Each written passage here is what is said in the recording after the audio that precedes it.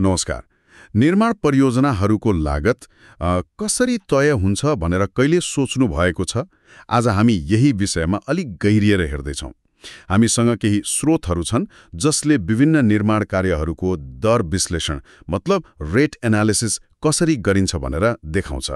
हाम्रो लक्ष्य चाहिँ यो अलि जटिल जस्ता देखिने गणनाहरूलाई सरल पार्नु हो ताकि निर्माण लागतका पछाडि लुकेका मुख्य कुराहरू सजिलै बुझ्न सकियोस्।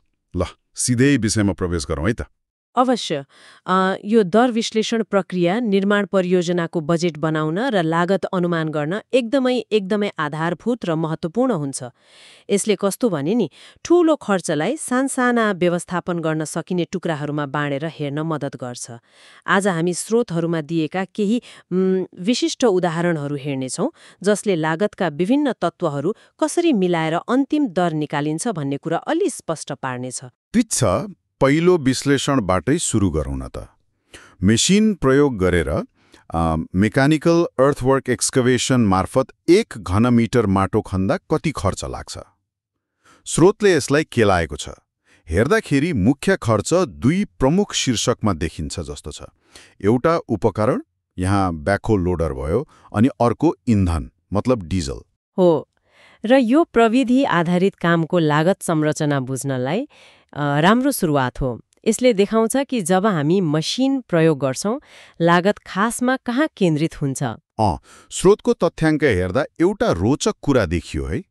ब्याकहोल लोडर प्रयोग गर्दा त्यो उपकरणको भाडा 0.02 घण्टाको लागि करिब 25 रुपियाँ परेको छ।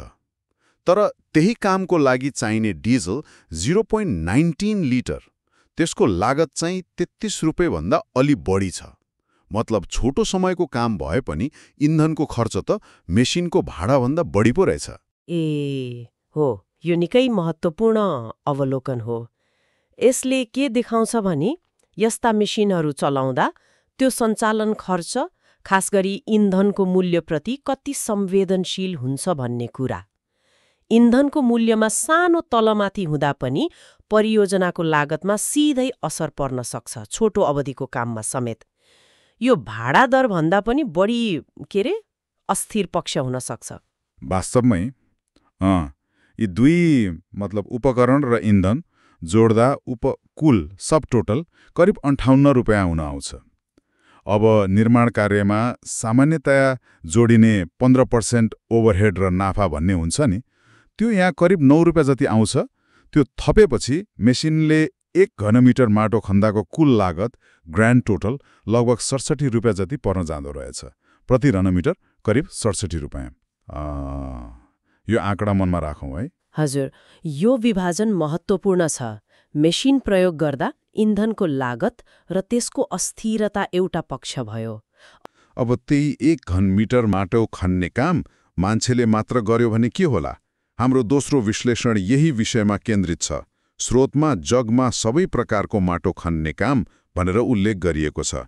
यो चाहिँ पूर्णतया श्रममा आधारित हो। यो तुलनाले लागत संरचनामा कस्तो नाटकीय फरक पर्छ भन्ने कुरा छर्लङ्ग पार्छ।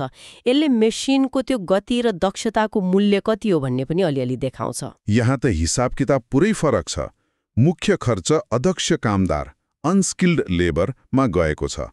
स्रोत अनुसार यो काम गर्न 0.70 जना दिन लाग्छ रे, जसको लागत करिब 612 रुपियाँ पर्न आउँछ। मसिनको जम्मा 67 रुपियाँ लागतको तुलनामा यहाँ त श्रम मात्रै 600 रुपियाँ नाग्यो। देख्नुभयो नि, मतलब लागतको मुख्य भार नै परिवर्तन भयो। मसिनमा इन्धन र उपकरण थियो भने यहाँ सिधै मानव श्रम प्रमुख लागत बन्यो। त्यति मात्र होइन नि, यसमा औजार र उपकरण त्यो टिएनई को खर्च पनि जोड्नुपर्छ। स्रोतले एउटा मानक नियम प्रयोग गरेको देखिन्छ। टिएनई खर्च जहिले पनि श्रम लागतको 3% हुन्छ रे। यहाँ त्यो करिब 18 रुपियाँ हुन आउँछ। अब यो 3% को मानक गणनालाई सजिलो बनाउन प्रयोग गरिएको होला। निर्माण क्षेत्रमा यस्ता केही होइन औँठाछाप नियम, रुल्स अफ थम्ब प्रयोग हुन्छन्। तर वास्तविक कार्यस्थलमा त औजारको टुटफुट वा आवश्यकता श्रम लागतसँग ठ्याक्कै 3% को अनुपातमा नहुन पनि सक्छ नि। तैपनि विश्लेषणको लागि एउटा आधार त चाहियो।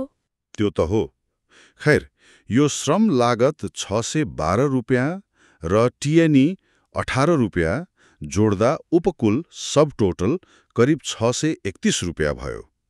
अब फेरि यसमा त्यही 15% ओभरहेड र नाफा जोड्नु पर्यो, जुन करिब 95 रुपियाँ हुन्छ। यसरी मान्छेले खन्दा कुल लागत ग्रान्ड टोटल त करिब 725 प्रति घन मिटर पो पुग्यो। कहाँ मेसिनको 67 रुपियाँ, कहाँ मान्छेले गर्दा 725 रुपियाँ। यो त 10 गुणा भन्दा बढीको फरक भयो होइन त? ठूलो छ। यसले श्रम आधारित काममा ज्याला लागत कति महत्त्वपूर्ण हुन्छ भन्ने कुरा मात्र देखाउँदैन, यसले परियोजना योजनामा एउटा आधारभूत रणनीतिक प्रश्न पनि खडा गर्छ। यदि लागतमा यति ठूलो अन्तर छ भने किन म्यानुअल विधि अझै प्रयोग हुन्छ त? स्रोतको विश्लेषणले लागत त देखायो तर कारण बताएन। सम्भावित कारणहरू के हुन सक्छन्? शायद साना कार्यक्षेत्र जहाँ मेसिन लैजानै मिल्दैन, अत्यन्तै दुर्गम ठाउँ वा यस्तो विशेष प्रकारको खनाई जहाँ मेसिनले काम गर्दैन। यस्तो अवस्थामा पहुँच र आवश्यकताले लागतलाई गौण बनाइदिन्छ। यो दर विश्लेषणले त्यो आवश्यकताको मूल्यलाई मौद्रिक रूपमा देखाइरहेको छ भन्न मिल्छ। एकदमै सान्दर्भिक कुरा। लागत मात्रै सबथोक होइन, तर लागतको यो परिमाणले निर्णय प्रक्रियामा कति भार पार्छ भन्ने स्पष्ट हुन्छ।